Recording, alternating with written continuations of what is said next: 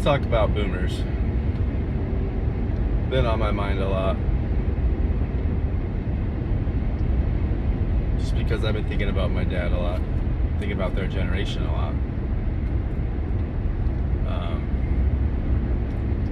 And kind of what's happened to America under boomer control and power and reign for the last 30 years.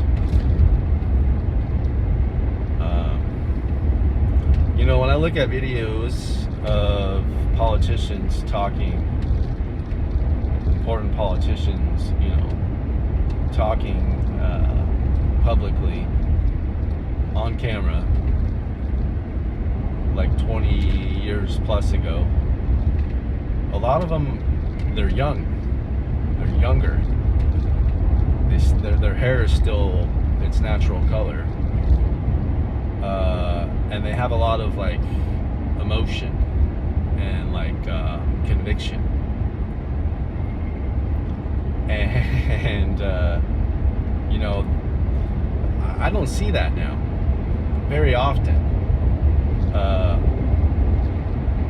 It seems like the people that got into power and office and the politics in the 80s and the 90s are still in power and office and politics in the 20s going into the 30s. And I don't know if that's the best way to govern our society. And I think it's not the best way. And I think people understand this like in their gut, like society is always evolving because generations are always aging. New generations are coming in and old generations are slowing down, going out. And the dynamic of society evolves as you age naturally. When you're a kid, you do kid things.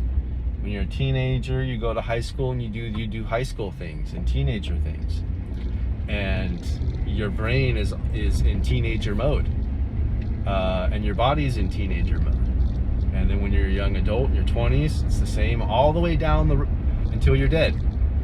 And so when you're in your 20s and 30s, your mindset is focused on what?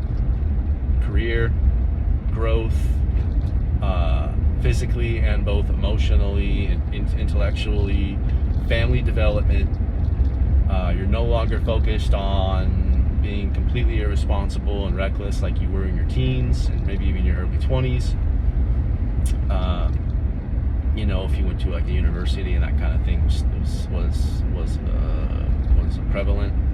But after you exit that environment, you naturally change and shift your focus and your priorities naturally because it's inherent, built into your biology. As a human, you know that you only have so many years on this earth. Your body changes as you age and develop, and so there's timeline and there's windows of opportunity throughout your life that you need to focus on certain things. And in your 20s and 30s is when you really need to be focusing on your career if you're a man, because as a society, our structure is set up for biological reasons that the mother should be the one at home taking care of the children, because she is the one that was gifted the life ability of life and also of nourishment. Okay, and as men we can't do that. Okay, so we have to do something else, because we don't have to go hunt for our food to keep the mother full of food so she can provide nourishment to the children when they were really young, until they were also eating.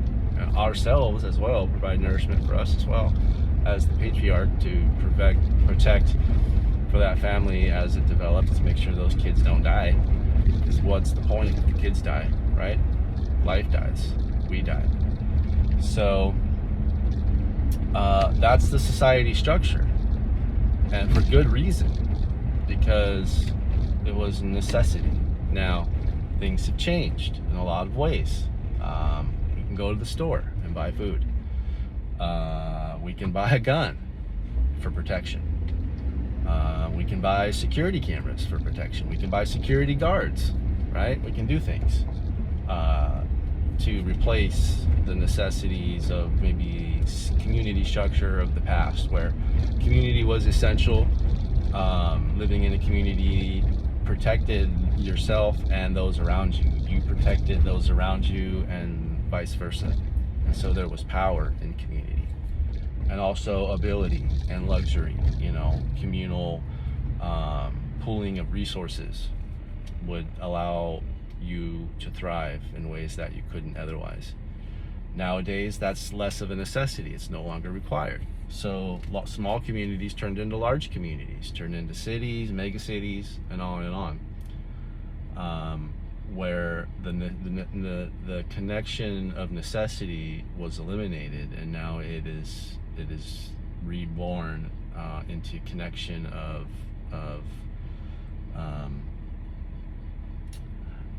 luxury, of connection where it's a choice.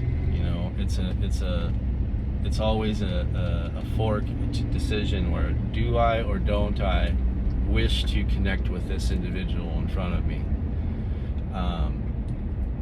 In the past, just 200 years ago, if you were walking by someone, you gave them a hello, right? People said hello to everybody.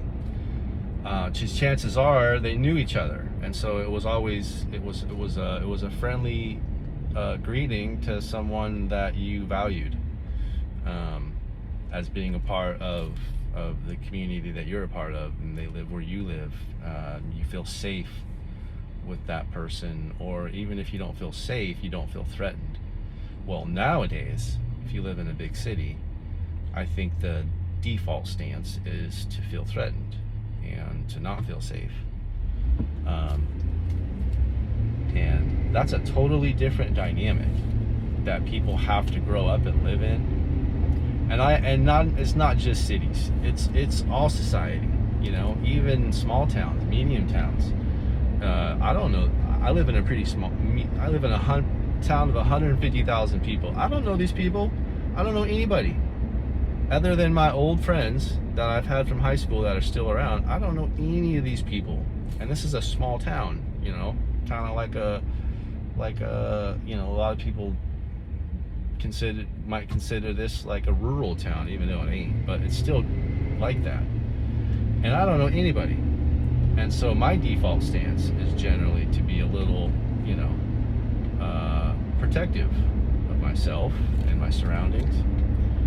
So imagine living in a big city. It's elevated even more so, and that is not the way that we as humans have always lived and developed. It's a new thing that we're having to deal with, managing and sustaining ourselves along with it, because unless you're going to go try to develop, try to create some community in the woods, and with that comes a whole lot of danger and potential, conflict with the authorities. You have to conform to the modern society and the culture, and you just have to deal with it and accept it. And I think that's partially why a lot of people are unhappy in weird ways. Like there's just like this general guard up. Like your guard's up, even though there's no real threat.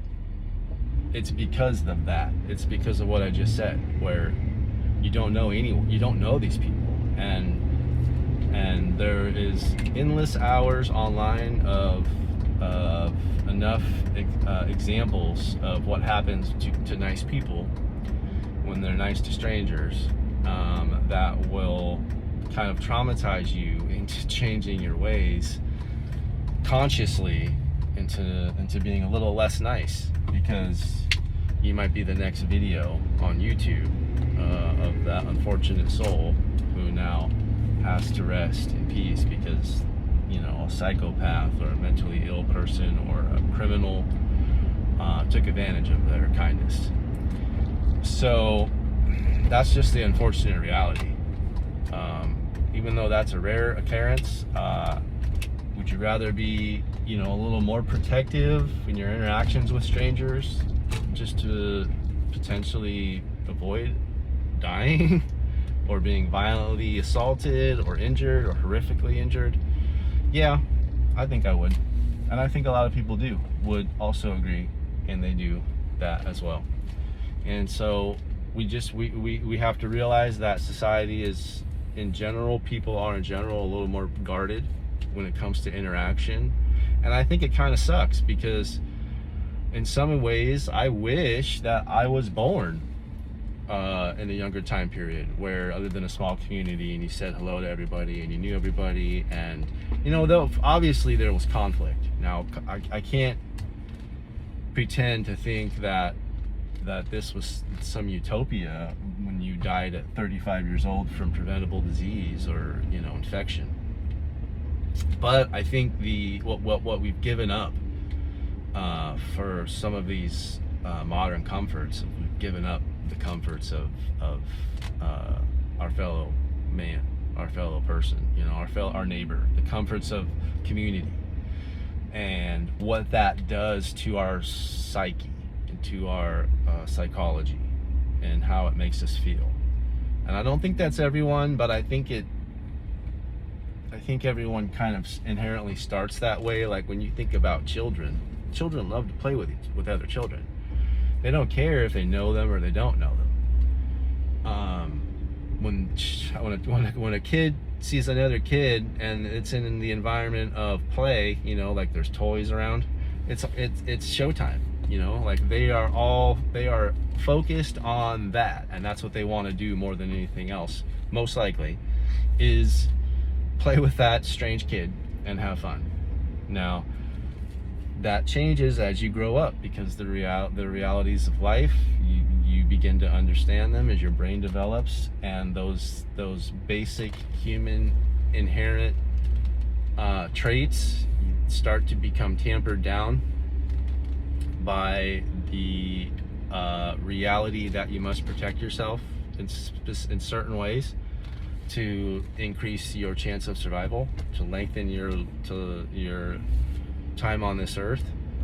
It's a survival mechanism why people change when they grow up through experience and culture, because it's you adapt to your environment as a species in order to survive, regardless of what species you are and regardless of what that environment may look like.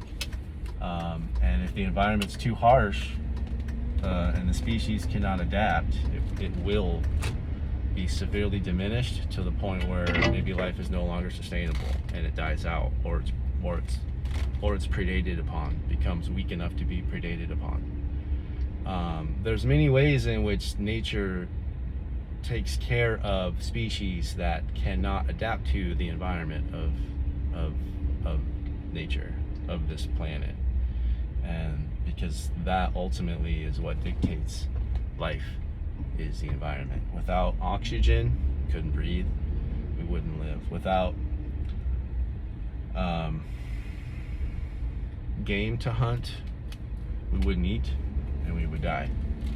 Without our symbiotic relationship with microbes and bacteria, we wouldn't be able to process any of the food that we eat, and we wouldn't live, we would die. We are specifically designed to survive and thrive on this planet through those mechanisms. And that's just an example of how species are at the mercy of their environment, and they must adapt if they want to live, because life is cruel in a lot of ways when it comes to what gets to live and what doesn't. It must be fit, it must be strong, it must be resilient, it must be able to adapt, because the environment changes, micro changes, macro changes, all will come your way. And if you do not have the resilience to adapt to them,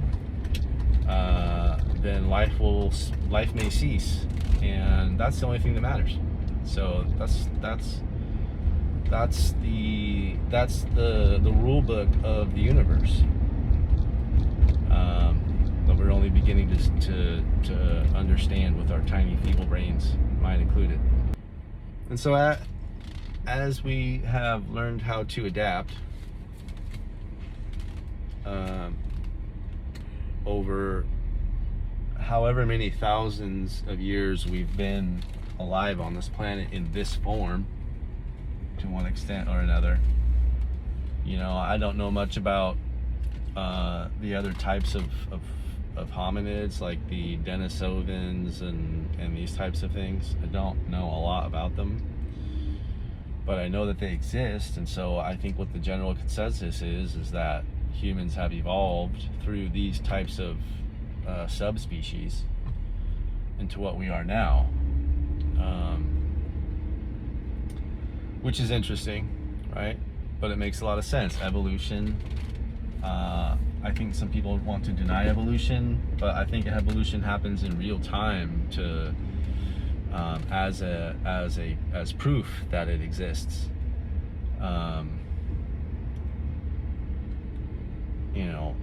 For example, how can I think of a good? Okay, so what about the people that there's this like tribe of people that live on an island? I forget the name of them, but they swim in the water all the time. Like, they literally probably spend a third of their life in water, and they can breathe, and they don't breathe. They can hold their breath for a long time.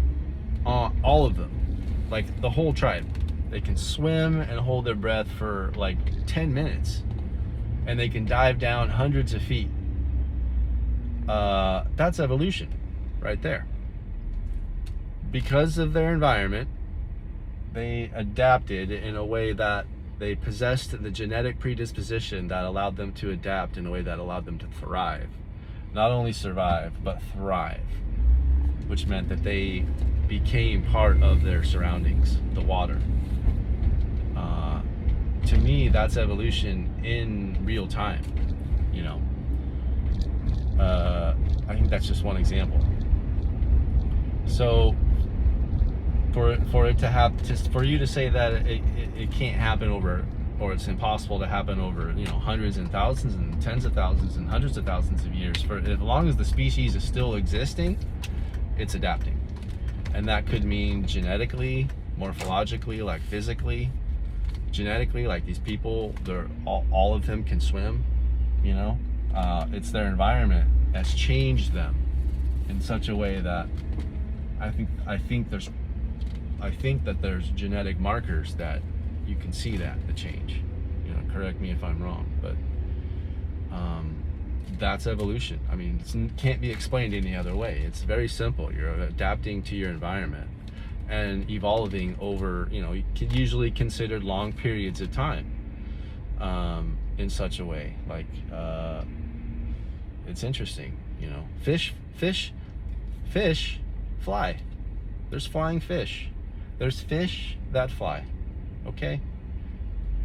Why do fish fly? That's evolution. They just went that way. They went that way. They went the route with wings.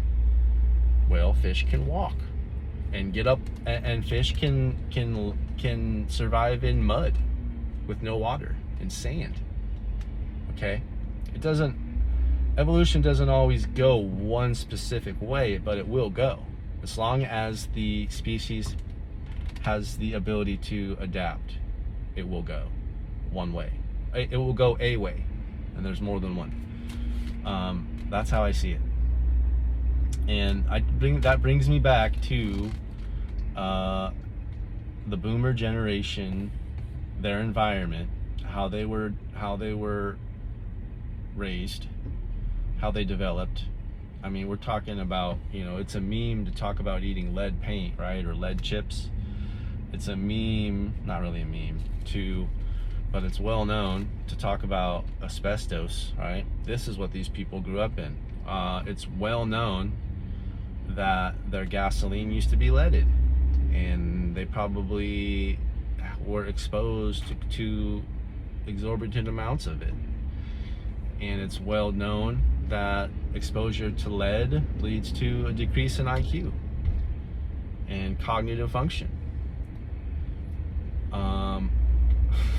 So, and they all drank tap water.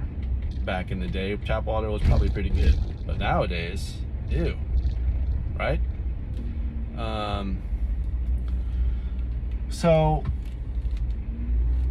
in some ways, I do give them a little pass for behaving in the ways that the collective generation does behave. And I think also just aging diminishes your ability. Like, you become more grumpy.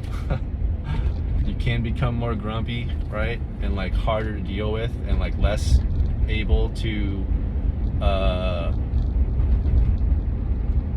be aware, and to use your cognitive function, when you're having a conversation, and to understand what that person's saying to you, and to be able to respond in a way that aligns with the information you were given.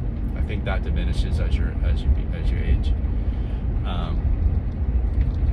So I think a lot of the older generation has a burnout mindset that they cannot get rid of. I think maybe childhood trauma of being neglected stayed with them for their whole lives, as it does with people who experience it, regardless of your generation. And what we're supposed to do, the social contract, is as society becomes more advanced and life becomes easier to sustain, food becomes easier to access, shelter, transportation, medicine.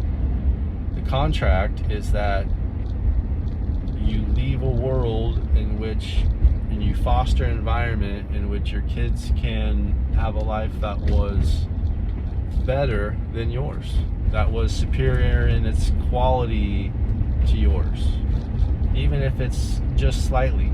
Every generation, that's the contract and the agreement in order to keep society running, is that we take care of it for the ones that come behind us. Again, another great quote that I don't know who said it, and I'm paraphrasing, but it says this: a wise man plants a tree that he knows he will never sit under to enjoy the shade.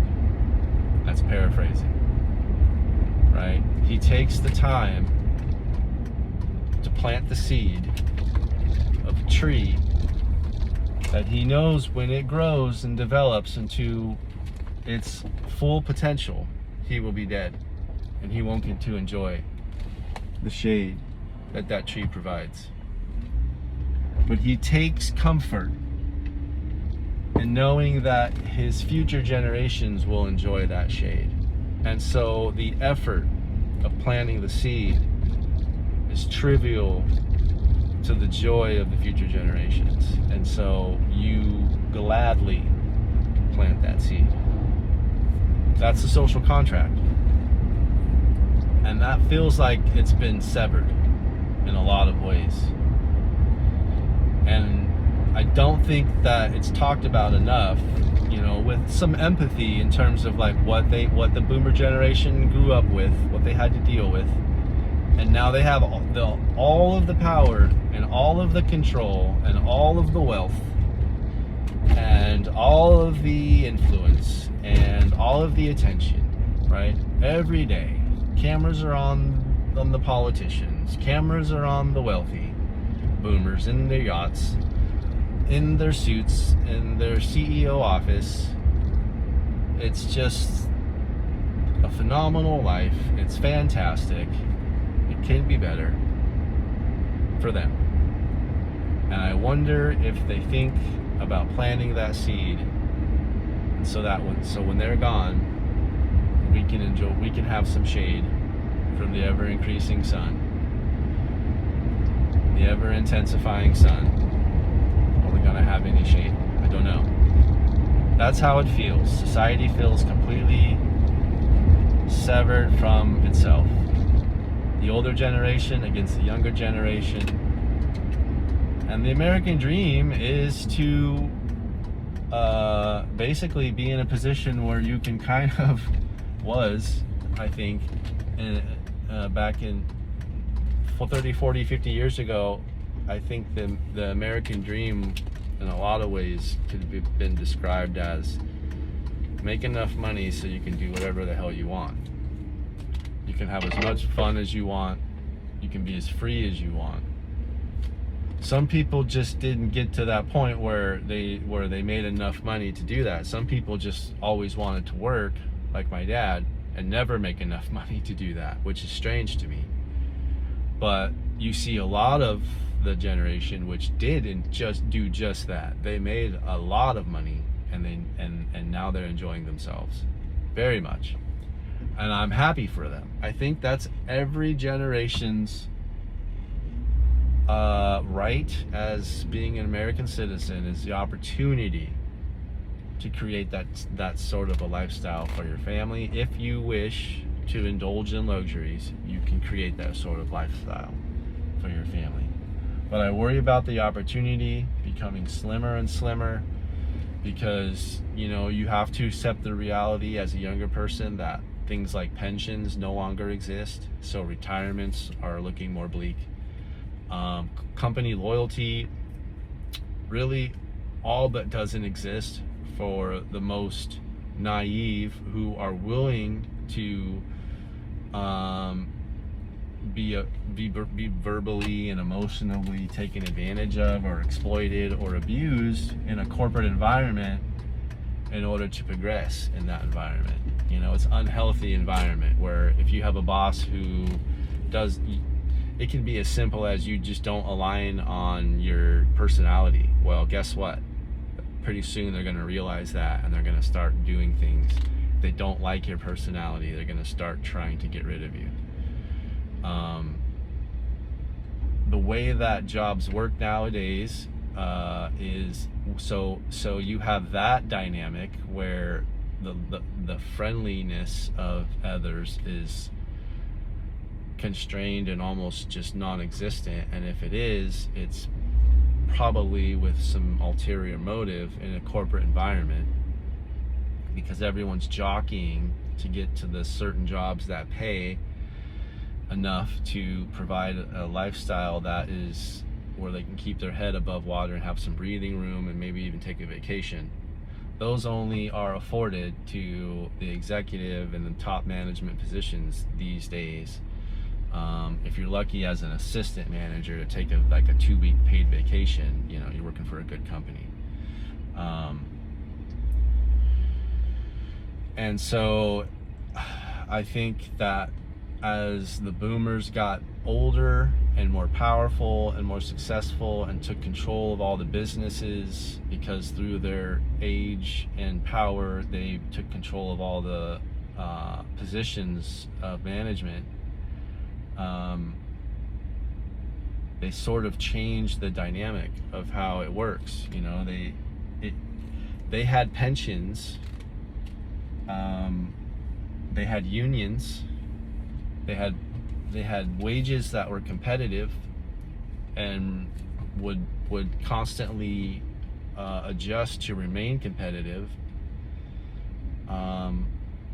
They had power in their ability to fight for enough of the profit percentage through whatever industry they were working in, whatever industry.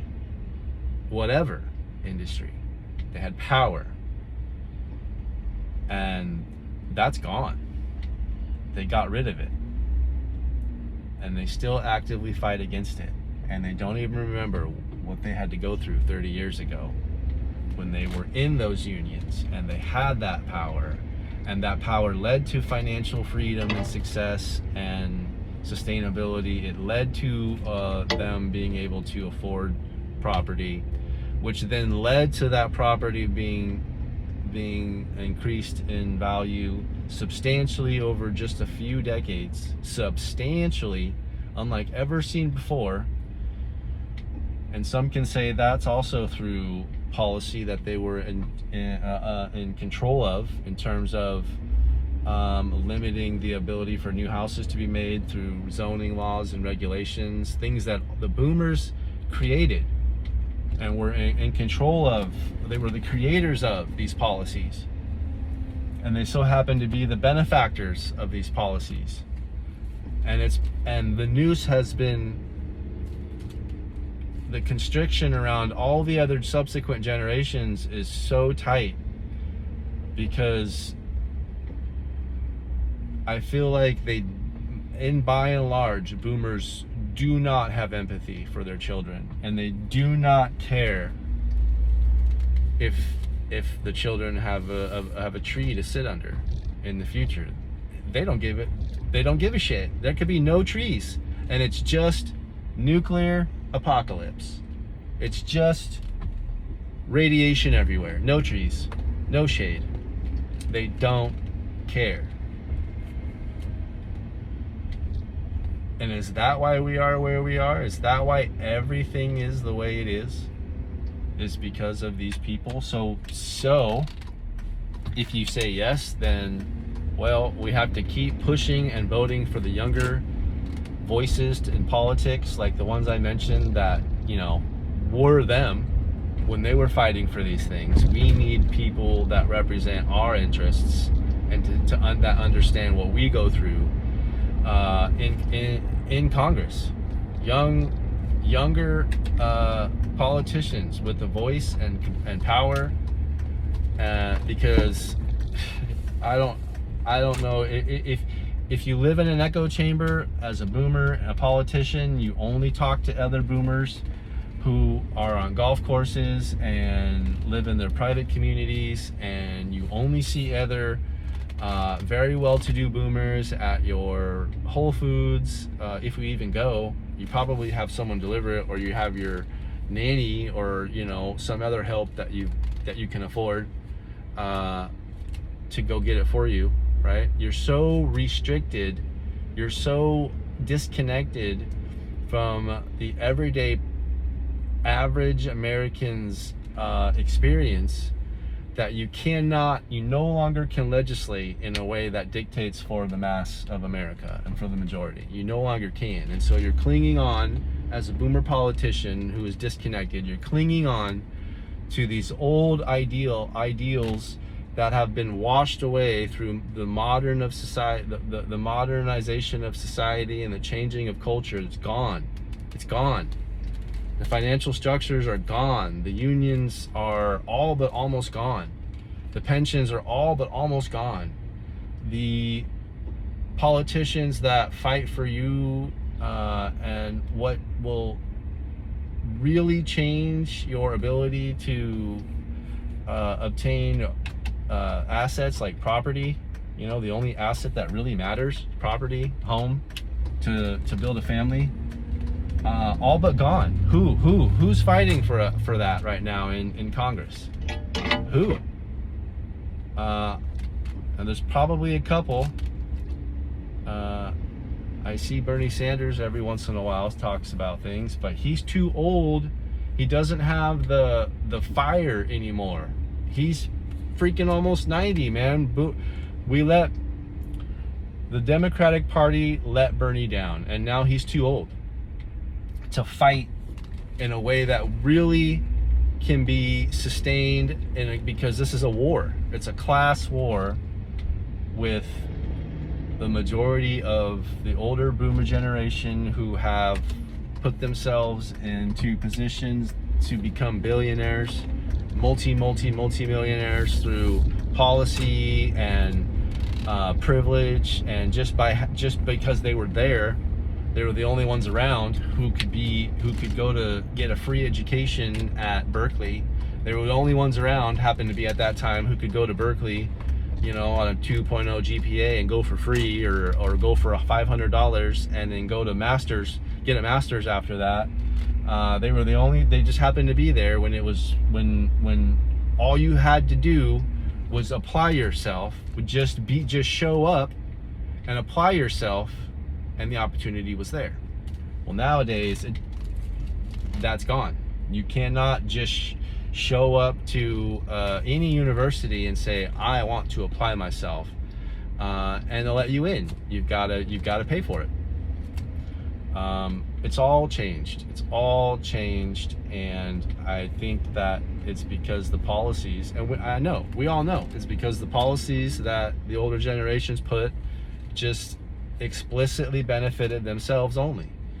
You know, when they changed the education system to make it cost so much, it's because a lot of the ones that did that were the boomers that were in the education business and were like, I want to get rich now. You know, I'm not a doctor, but I want to get rich now. So education now becomes expensive. They work in the automobile industry. Well, I want to get rich now, so cars are going to be $80,000. But unfortunately for the modern, do they even have pensions at Ford anymore? I hope they do. Those guys, that's probably like one of the last decent places to work.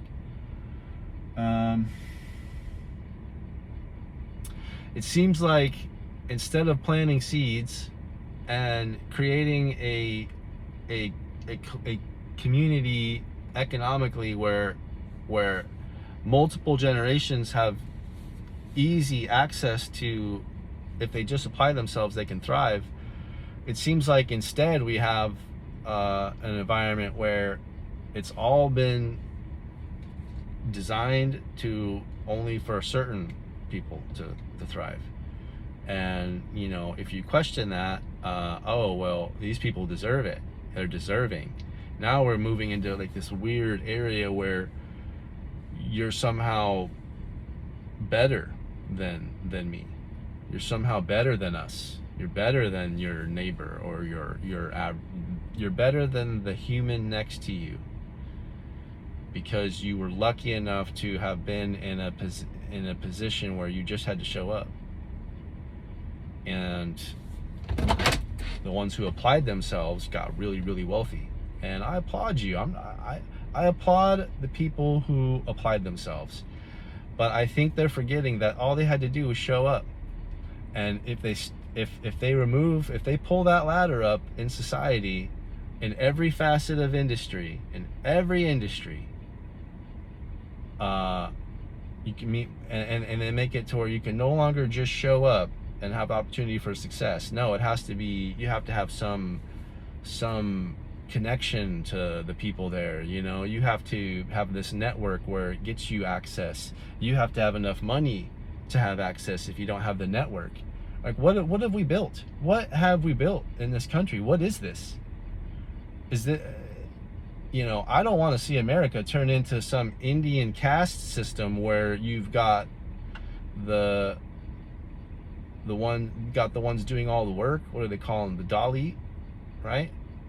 And then you've got, you know, the chosen ones, right? Who get to wear all the fancy white clothes in the desert, right? And that aren't dirty, because they're really special, right? For some reason, it feels like that's the way America's headed, and it truly feels like that's the way America's headed. So I just want to wrap this up, but I think that the only way for it to get better is we have to have more younger people standing up and being energetic about change must take place politically. On the local level, change must take place. Our way of life in America is constantly being threatened. Our ability to create families and future generations, future Americans, is constantly being threatened and under attack in more ways than one. And it's because our government has lost its ability to see through our eyes, the younger generation's eyes. And I'm not saying I'm young, but I'm saying through millennial on down. I'm right there, you know. I'm 1979, millennials 1980. I feel like a millennial. I'm an internet nerd. I have zero I have nothing in common with the older generation, and actually they make me so angry because I feel like they have done so much good, but in the process so much harm, and it could have been done way differently if they have just had more of like a caretaker mindset and been like more, hey, look how lucky I've been to have been born at this time in American history where wealth was created in ungodly amounts, and now I have the ability to change change lives of people around me, my family, my community, even strangers. I have the ability to change lives before I take my last breath. Or am I just gonna go sit on a golden throne, wear golden clothes, and watch other people suffer and not do anything about it? So it's a mindset, you know. Maybe I'm in the, I know I'm in the minority, but I think it's always been that was the majority. Through time, those who were in privilege and wealth and in power, they also understood that they had a responsibility to their community and to the underprivileged and the downtrodden. They had a responsibility as noblemen, as kings, as merchants of high class. They had a responsibility to be charitable and to help foster a better society at large. And that seems like it's diminished. It's extremely diminished to where it's almost gone, you know. It seems like now charity is only limited to its function is only limited to being a tax write-off. That's what it feels like. And I know there's there's charitable foundations out there that really care and are really interested in making a difference. But at the end of the day, you know, we have this financial structure that rewards people to be creative in order to pay less tax, which ultimately harms society. Because if we had a government that was more in tune with the modern society and what people's needs are, then it would be more effective with spending its capital, allocating capital to address the needs of the modern society. But our government has been hijacked for decades by an aging generation that refuses to give up that control and the power. They're drunk on all of it, and it's just a mockery. They've made a mockery of what it means to be a human on this planet, to be a caretaker, and to set an example for future generations. They've made a mockery of it, and they're laughing at it. And I just hope it changes. And it's either going to change with they all die, and 20 years from now the boomer generation's gone, right? And now it's Gen X and millennial and Z and Y to pick it all up and to get along. Or we finally have some coming to Jesus moments and people finally realize, okay, the age of decadence must end. Things are too difficult. Life is too difficult for the average American. The age of decadence must stop. Truly, you know, the age of depravity for the elite generation must stop, because it's destroying our country. We're not dumb. We're not dumb. Just because we have low wage jobs and live in small houses and don't have memberships at private clubs, right? And don't have summer cabins or winter cabins at the mountain and summer beachline resorts, we're not fucking dumb. Okay? You're not fooling anybody. The only way you fool the public is when you hide completely. Okay? You come out on TV trying to be all egotistical and cavalier about how awesome your life is and what you're able to get away with. It's obvious. We can see it. This is how all these conspiracy theories start, because there's truth in it. because you people act like they've gotten so used.